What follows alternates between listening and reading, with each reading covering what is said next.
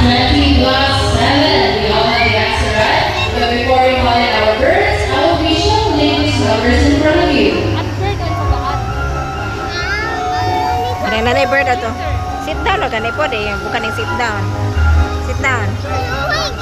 Sit down lagi. Anak ani kanik fan. Alright, now let's call in our great mathematician, Snow. Snow is behind you guys. Should we find out? Alright, Snow, let's see if we'll review any type of meaning.